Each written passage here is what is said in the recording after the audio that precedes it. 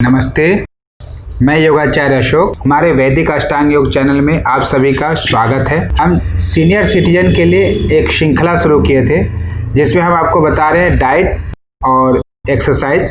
उसी श्रृंखला को आज हम लोग कंटिन्यू कर रहे हैं। पिछले बार हम लोग एक वीडियो आपके लिए लेकर आए थे प्रोटीन के ऊपर, जिसमें बहुत सारे लोगों के क्वेश्चन थे और बहुत सारे लोगों के कमेंट्स भी थे।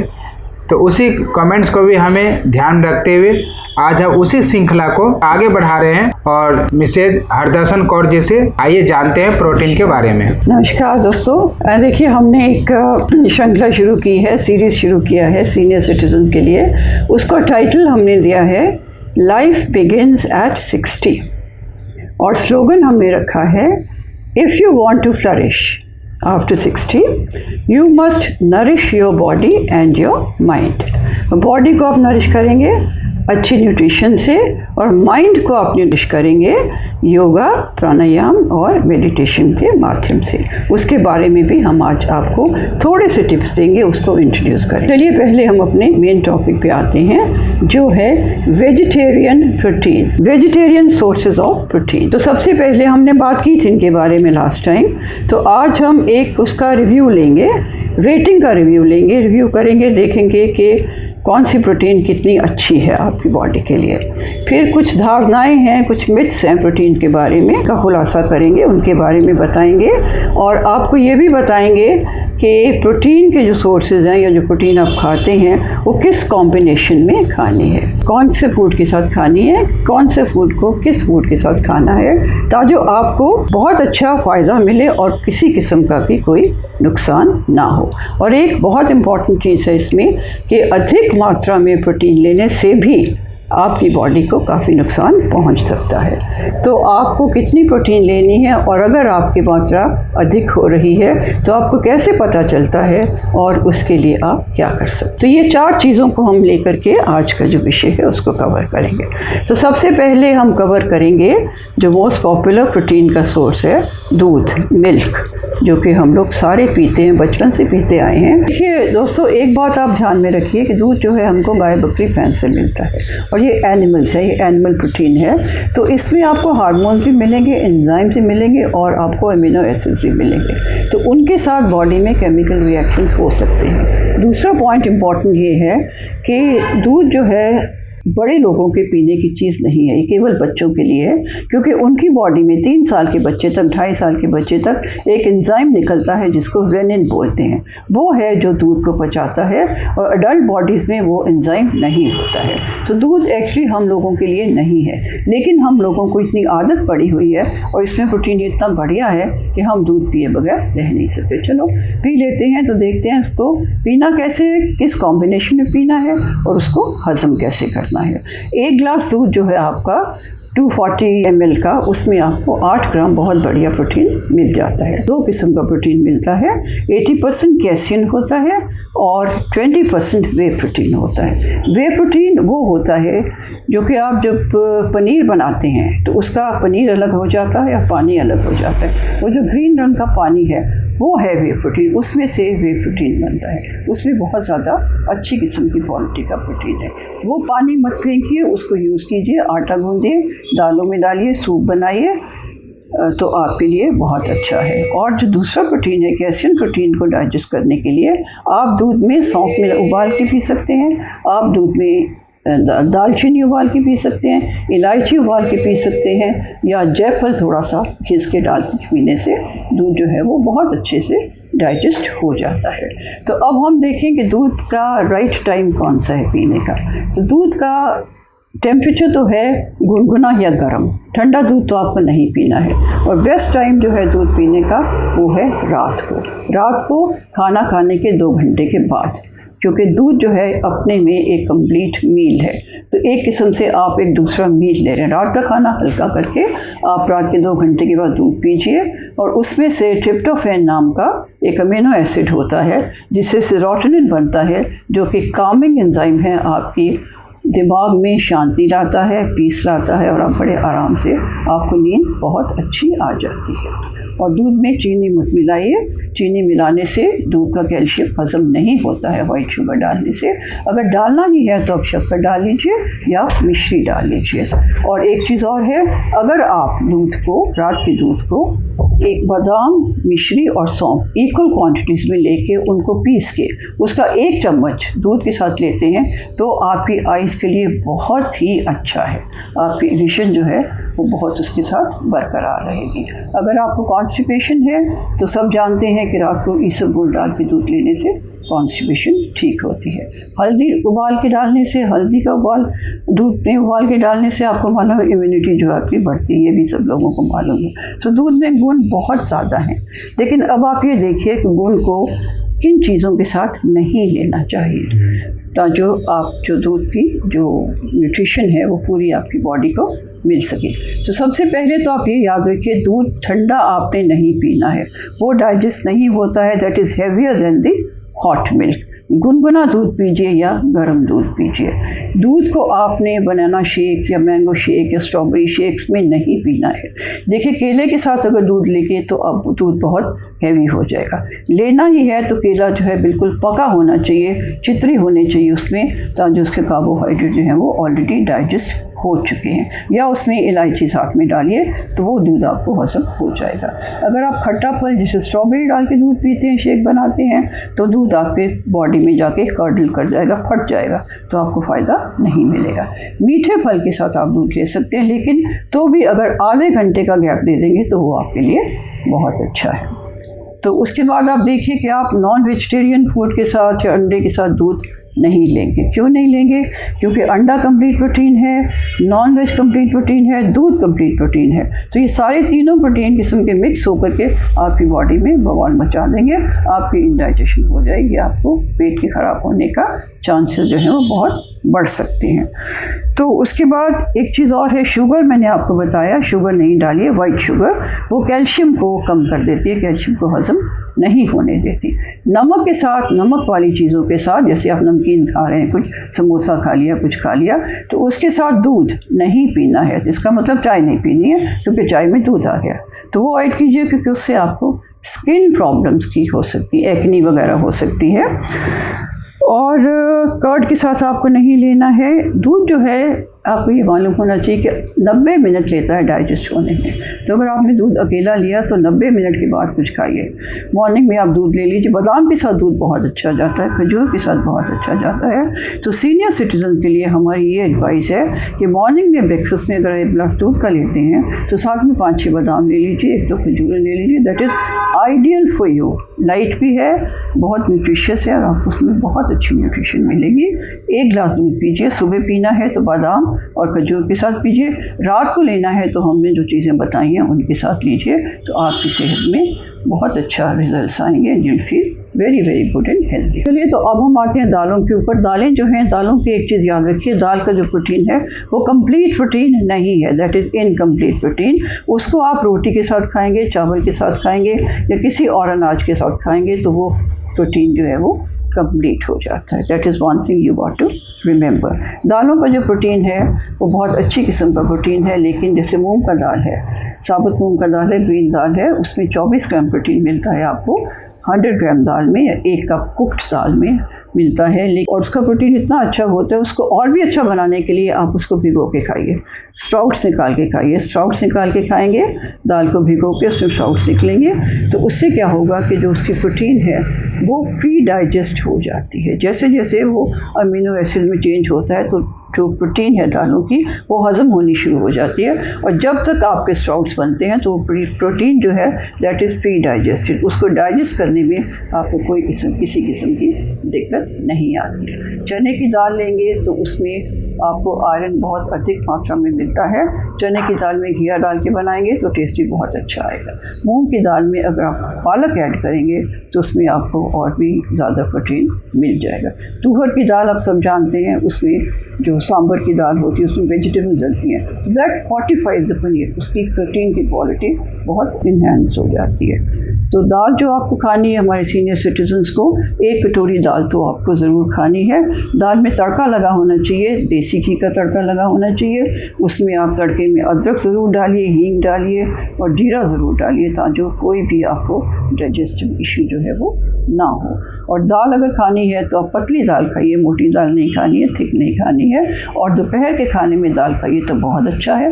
रात को खाएंगे तो उसको बिल्कुल पतला एक सूप के तौर पे या सूप में डाल के उसको दाल को आप ले सकते हैं। Then you can get the maximum benefit of protein from the dal. अच्छा, उड़द की दाल के लोग बहुत शौक से खाते हैं दाल मखनी।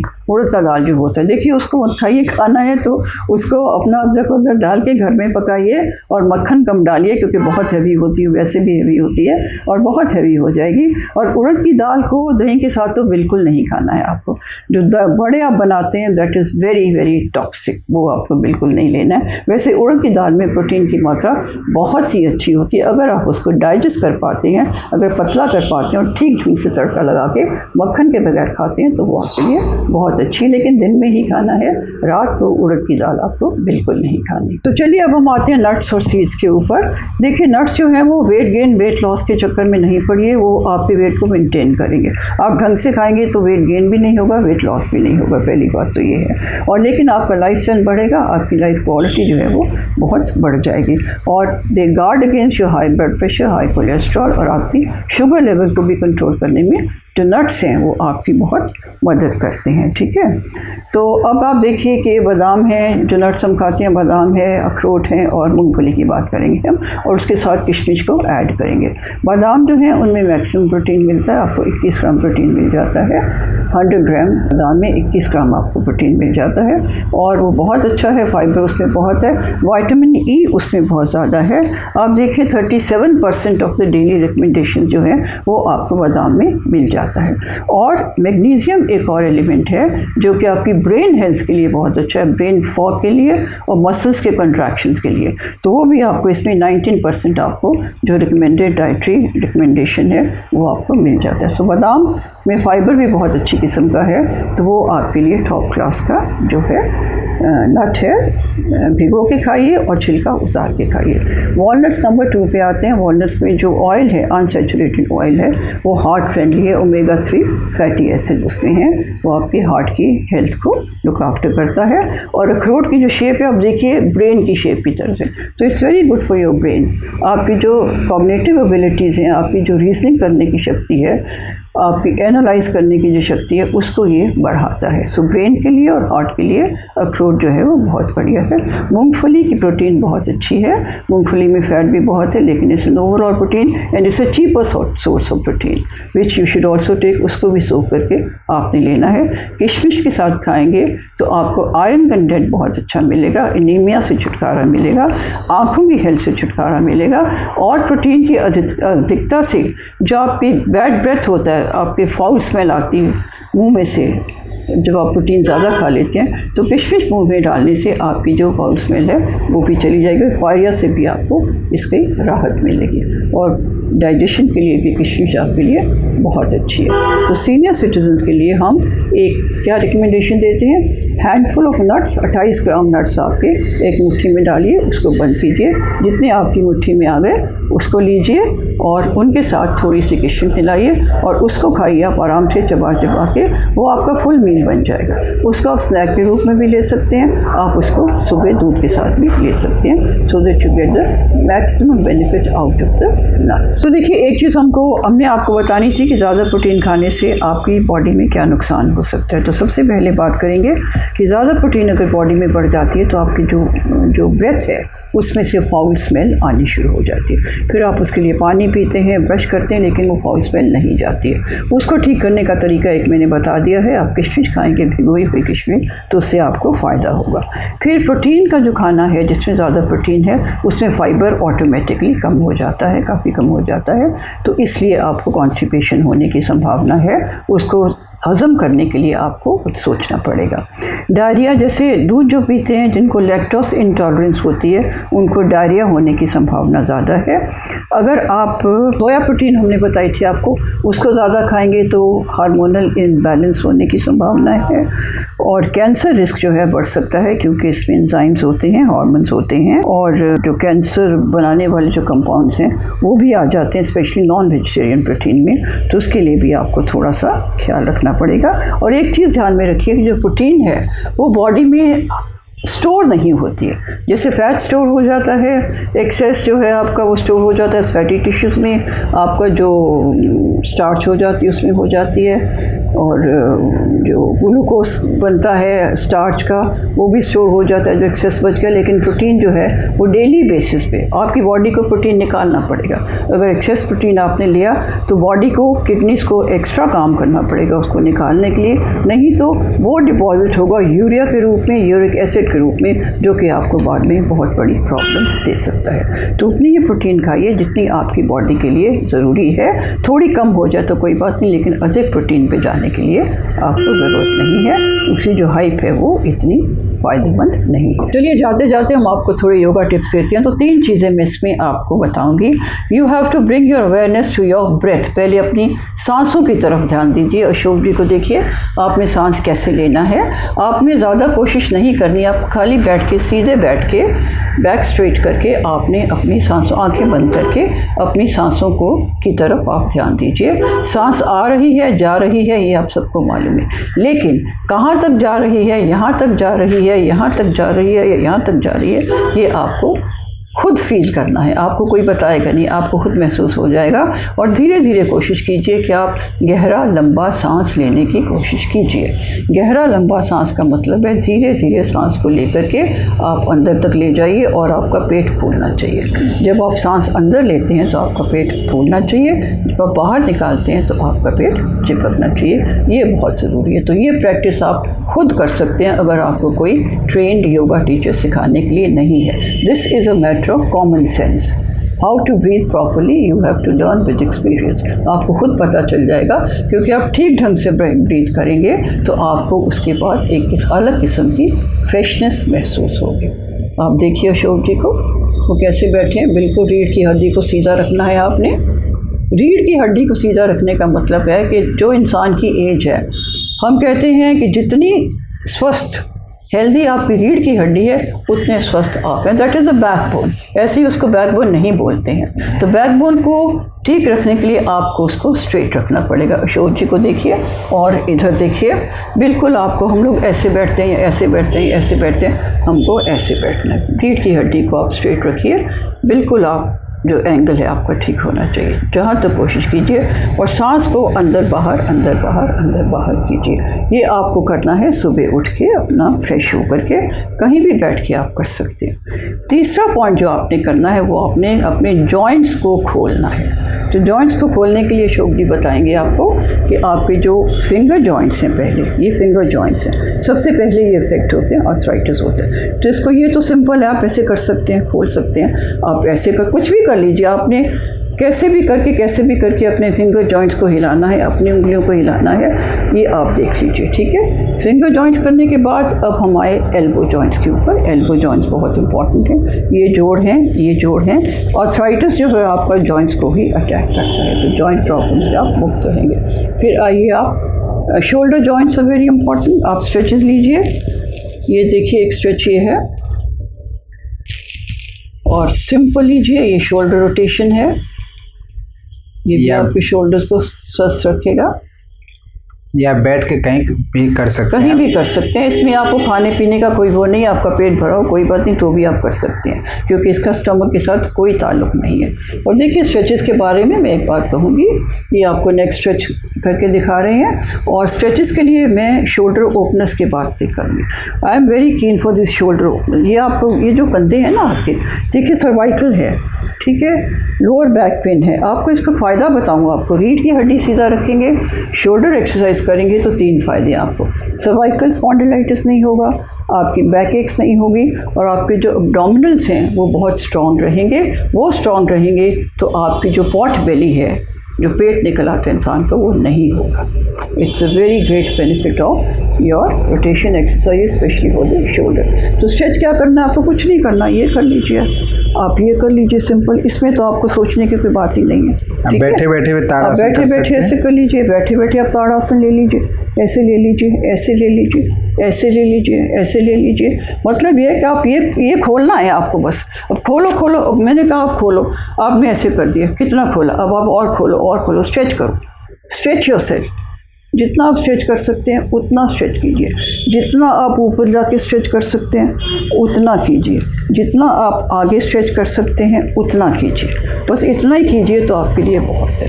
आपके जॉइंट्स खुल जाएं, अगर ये शोल्डर्स आपके खुल जाएं, ये कर लीजिए, ऐसे कर लीजिए, जैसे भी कर लीजिए आप, तो आपको एम ये है कि किसी भी तरीके से आपको ये जॉइंट्स जो हैं वो आपको खोलने हैं, बैक आपको स्ट्रेट रखनी है और आपको पूरा ध्यान अपनी सांसों के ऊपर रखना है। तो स्टार्टिंग में आप ये पॉइंट्स कीजिए, फिर देखिए हम अगली बार जब मिलेंगे तो आप अपने बता सकते हैं कि अगर आपने ये किया है तो आपको कुछ फ़ायदा हुआ है या कितना फ़ायदा हुआ है, तो उस हिसाब से हम बाकी के अपने वीडियो जो हैं वो तैयार करेंगे। हमारा वीडियो आपको अच्छा लगा होगा तो हमारे वीडियो को आप लाइक करें, शेयर करें और हमारे चैनल को आप सब्सक्राइब करें, जिससे आप हमारे साथ जुड़े रहेंगे। इसी तरह का हम आपको सीनियर सिटीजन के लिए जो हम श्रृंखला चला रहे हैं, इसमें आपको योग, नेचुरोपैथी और आपको डाइट के विषय में बहुत अच्छी आपको जानकारी मिलेंगे। मैम हमारे बहुत अनुभवी हैं, एक्सपीरियंस है। आप सभी का धन्यवाद। ओम नमस्ते।